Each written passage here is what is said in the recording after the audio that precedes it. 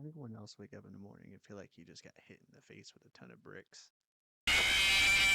Hello, everybody. My name's Cameron. Welcome to GameyVerse. Today, doing a little something different. Doing a quick movie review. Not too much different. We've done something similar before, like with the old podcast we used to do back in the time when we talked about like new, upcoming, popular movies and that kind of stuff, going to theaters and watching it. Today, I'm talking about the new Five Nights at Freddy's movie that had just come out. I had watched it on the Peacock streaming service. Overall rating, I would say on it was kind of like a 6 out of 10. It was okay. Um, I feel like it definitely was more connected to the people that had a deep dive in to the lore and or overall connection with the games and stories itself. Of course, when it comes to like horror compared to like what the games had offered in the very beginning compared to the movie, games are definitely a lot more scary. But I feel like it's just because of the suspense and atmosphere of everything kind of going on. I got a couple bullet points here in regards to it and kind of everything on how I felt about the movie. So I'm gonna jump on into it. We'll talk a little bit more about as kind of what we think that the movie kind of went on here. So some of the main points I have here, without getting too much into spoilers, like my honest opinion, the movie was geared towards children with that PG-13 rating. Of course, there's lots of toys and stuff like that that get sold. A lot of kids are more connected to the movies than us on the older side of the groups. On the sides of it, but in overall, it was like a good introduction horror movie, I would say, for children. Like not a lot of blood, gore. Had a little bit of the jump scares there with like similar to what they had in the games, kind of like things just in the camera in your face screeching. Uh, Intention for the younger audience definitely did a really good job there, and like I guess in a way making it a family friendly horror movie, I would say. Animatronics looked amazing in the movie. Like the costume designs and the way they did them looked amazing. The like inner skeletons that kind of went in there, the different costumes and things they had, they kind of like uh, I could be wrong on it, but they had an animatronic in there that was a type of Springtrap animatronic when you would wear, and it kind of looked like Baby. It reminded me of Baby from like the Sister Location games. I feel like the main actors, like the main actor that played Michael and or Mike, and the main one that played William, they did a really good job. I can't remember the actor's name, so one's the kid from the movie Sathora, and then of course the other one being Shaggy. And I feel like those two did a really good job with like the roles that they had, and they portrayed themselves pretty good, pretty accurately. Um, let's see what else do I got here.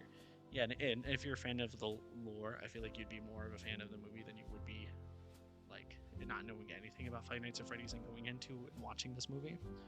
Um, Kind of just going in blind, not knowing anything. It's kind of lackluster. It's like I don't understand the hype. Why so many people interested or fascinated? And this is definitely like it's not a movie to introduce people to the lore fresh. All set aside, my girlfriend extremely liked it, but she's not too big of a fan of the movie, so like, or not in the movie, of the games. So I'm not too sure on that, but that's the kind of vibe I got from it, was like if you don't like the games all too much or know much of the games, it doesn't introduce you very well to the world of Five Nights at Freddy's. That makes sense. And the like that they had a couple of YouTuber cameos. They had, of course, Matt Pat from Game Theory in there. There was post and talk about of Markiplier supposedly. Um, they like reached out to try to get him a role in the movie, and of course, with his production of Iron Lung that's coming out soon, I came into scheduling conflicts. This is just speculation. This is stuff that I heard online and from like different web pages and all that. So I want to say it's true because I don't see any reason why they wouldn't reach out to him specifically.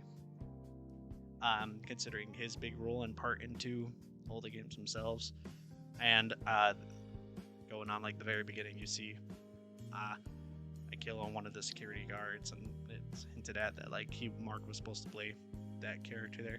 Would have been real nice to see it, but with his production with Iron Lung, I feel like it probably was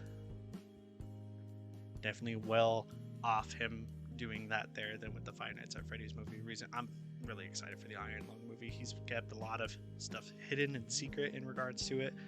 The trailers aren't giving much information besides just like the Sea of Blood, which makes me excited to see where it goes there. And then there was another YouTuber. I do apologize, I don't quite know his name, but I believe he was the taxi driver in the movie, and that was another YouTuber there that's pretty popular with it. Is at Freddy's base, but I don't know him all too well.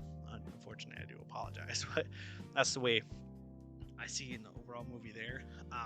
There are a lot of different problems that I feel like I had with the movie in general. A lot of little inconsistencies there, and what kind of like pauses in the horror. So moving forward into stock, there is going to be a bit of spoiler talk if you haven't seen the movie. I would say, like, if you're a fan of the Five Nights at Freddy's movies, definitely go check it out, see how you feel in regards to it.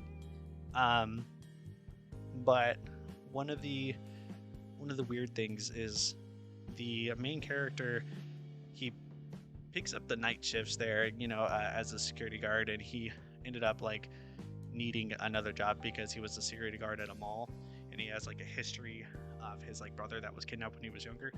And the incident he runs into is he ends up like beating up a parent of a kid because he sees in the distance like the dad just grabbed the kid by the arm and like start dragging him away. So he automatically assumes like, oh no, that kid's being kidnapped, and so he like runs over, tackles the dad, starts beating the crap out of him instead of like stopping him and be like, hey, what's going on here? He just automatically assumes that's going on because of like trauma and all that kind of stuff that's going on. But it like happened when he was really young, and he like later explains that he's had this consistent ongoing dream sequence of him reliving that day, and he like found out a way to force himself redo that dream to try to like memorize any little details or something that he might have missed in regards to it, and which is weird and odd. I don't know. I feel like after so long and so many years, like you hadn't processed yourself through this dream so many times, like you think you're going to get anything else that you had missed. But in regards to it, he goes to our main antagonist there, who had a different name. I'm assuming that of course he did the different name because he apparently was known that he was the one, or there's more on it that kind of goes into it a little deeper. But the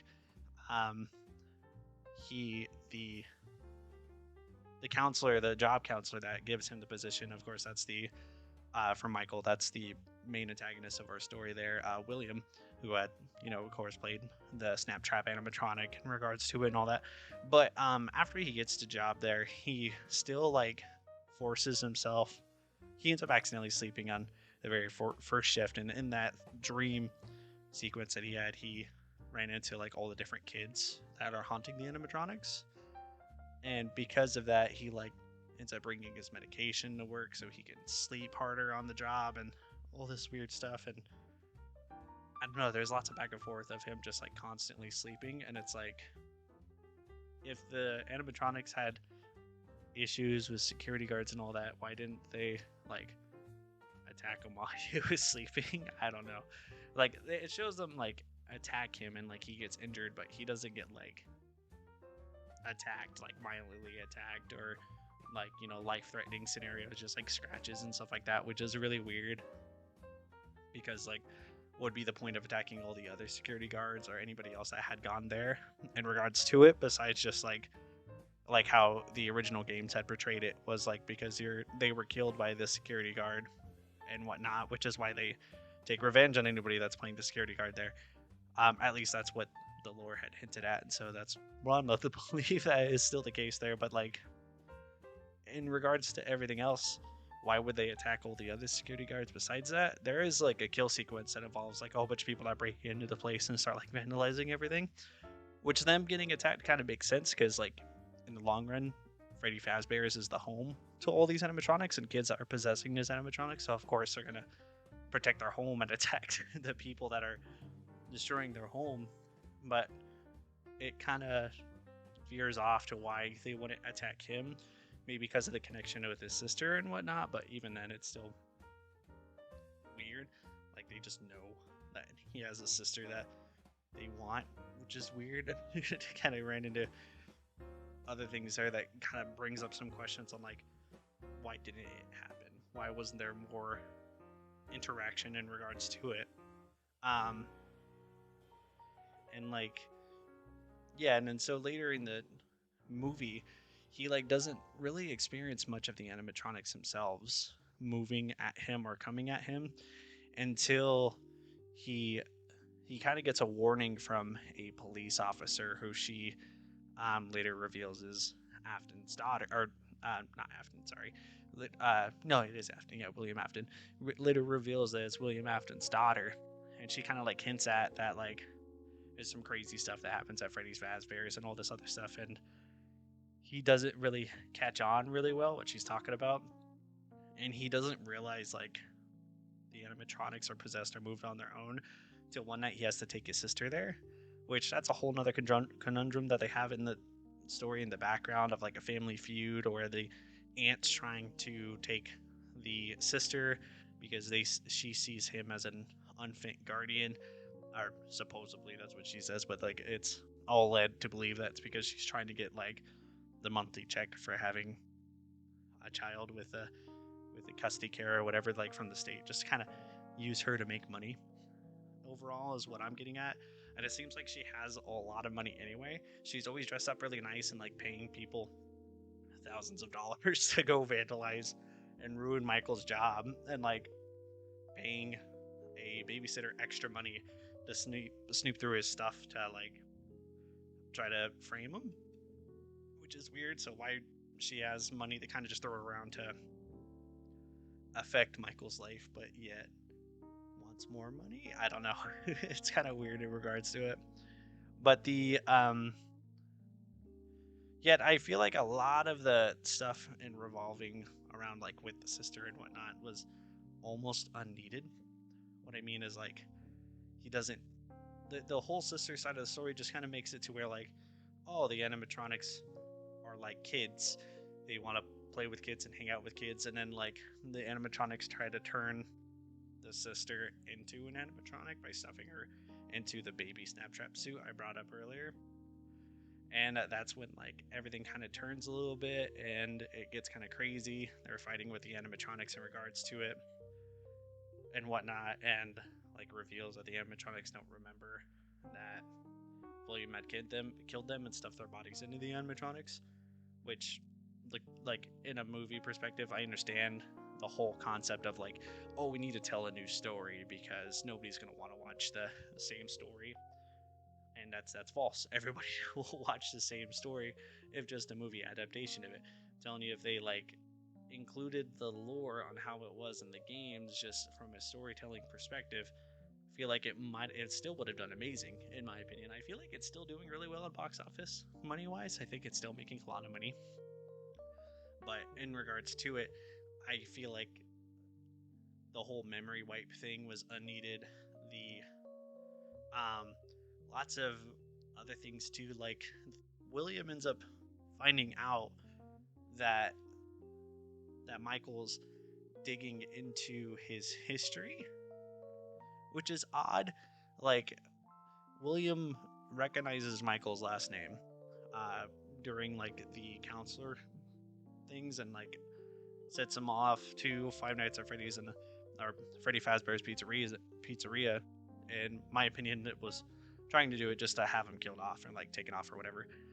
But he somehow finds out that he's digging deeper into his past and like learning more information without any touch on how he learns this information. Like it could like, how do I say this? Like it could be like, oh, he has access to the security cameras as well, and he's seeing everything that kind of what Michael's going through, and like it's all connecting, but it never touches on that. It never shows that. It just kind of happens. And you know, for people that like really analyze the movie and look at those kinds of things, like he really just kind of just shows up out of nowhere and tries to take control of the situation, without any knowledge of knowing how Michael's getting this information or how Michael's getting closer into finding out who William is. Even when William shows up, he still doesn't know who he is. He just knows his name by that point. Like, he doesn't know what he looks like, who he is. He knows about the cops. The cop lady being William's daughter. That's the only real information he has. And William shows up in the Springtrap animatronic to try to kill Mike and his sister with no prior reason onto needing to do so besides to keep him from learning who he is, even though he doesn't have any knowledge. I don't know, it's kind of weird there. I might have missed something on it in regards to it, but I don't remember anything in particular. Maybe the cop girl had said something about like him finding out, but even then it was very brief and not enough information to know how he found out. Yeah, and in there too, the animatronics had this weird like killing mechanism that was just like a Freddy face that had like a blender inside of it. It does all these like gears and moving parts, almost looked like a saw trap kind of thing, that where they strap people to the table and it just like blends their face and ends up killing them, which I don't understand why. Like, I would understand if it was kind of like them stuffing bodies into like the Springtrap animatronics, because like their bodies were stuffed into the animatronics, so it makes sense. But like just to have a mask and them strapped to the chair and just get geared up, it doesn't make sense to me, in my opinion, on why not just kill them when they have the means to. They show multiple different times of where they just end up killing people without needing those mechanisms. But why specific people they do it to, like security guards, and then they try to do it to Michael at some point, but he ends up getting out and it doesn't work there. And like I said, in the attention to the younger audience, it did really well. With like, I would say, and like of course the blood theming, and like they had a whole sequence where like the animatronics are playing with the sister, which I feel like was kind of like towards the kids of like, oh look, they're not bad guys at all, they're just kids that want to have fun and play too. But then they try to stuff the sister into a Springtrap animatronic and kill her. Compared to other horror movies, I would say it's just okay. It's not an amazing horror movie. Compared to really good horror movies, it is straight dog water. Like, it's funny because we ended up watching Five Nights at Freddy's just because it was a new horror movie. We knew it was coming out, to do it and, kind of jump on the bandwagon of like doing a video like this in regards to it. And then we were told by a whole bunch of friends that like, oh, you want a really good horror movie? Go watch Hereditary. And Five Nights at Freddy's just straight dog water compared to Hereditary as like a comparison there. But the like, and there was another part that was kind of really weird and didn't have any explanation and consistency in regards to it. The aunt had ended up being killed. The aunt was babysitting the sister while Michael was back at Freddy Fazbear's, doing more of his dream stuff, and passed out, like trying to get more information because he ends up seeing like all the spirits of the kids and he's just trying to get information from them. But like the aunt ended up getting killed by Golden Freddy, and Golden Freddy took the sister back to Freddy Fazbear's to try to like kill her, put her in an animatronic. But like, it shows Golden Freddy in the background, and then the next scene is Golden Freddy helping Michael's sister out of her room, and they walk by, and that you just see the aunt's legs and like the ants on the floor. So you would assume that she's dead. Like that. Why wouldn't he kill her? Like, why would he just knock her out? Like, yeah, like it wouldn't make sense for him just to knock her out. Like, he definitely killed her, kind of thing. But then they never touch on it. They never like come back to it after everything's like resolved and the movie's over and everything's okay, and they go back. They like, there's no mention of like the ant's body or what happens to the ant. It's so odd. Like, I don't know why they didn't do it. It's just like little things like that. Like, why not touch on it a little bit? Because it's now a problem. You know, the Michael's family is already under, well, like him and his sister is already kind of being watched in a way by the courts in regards to it, because there's a whole case being made to switch custody, and like I'm sure paperwork's already been filed to kind of like try, you know, there's been a lawyer involved already in the whole thing, and like all of a sudden like someone's missing, someone's gone. The last known place that she was at Michael's, and she's dead. Like it's not gonna, how's it not gonna raise suspicion or cause issues later down the road? And they just kind of drop it and not leave it at that. But I do believe they've talked about having more movies.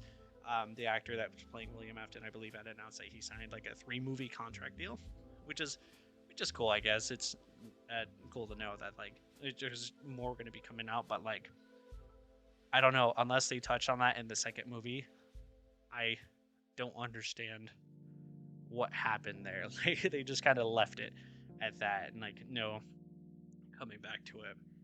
And like near the end, kind of wrapping it all up here, near the end, of course, and like I believe in Five Nights at Freddy's 2, it shows kind of how William Afton got his just desserts, was chased by the animatronics. He tried to disassemble them and like take them apart, and this is all in the games, by the way, not in the movie. In the games, he tries to disassemble them, take them apart because they're trying to kill him, and the ghost children still like chase him and scare him to the degree where he runs and hides and climbs back into the Springtrap suit. And while he's hiding, he's using that as kind of like cover, like, haha, you can't get me, you can't get me. And then the traps activate and end up killing him, which kind of gives like, ha, you deserve that.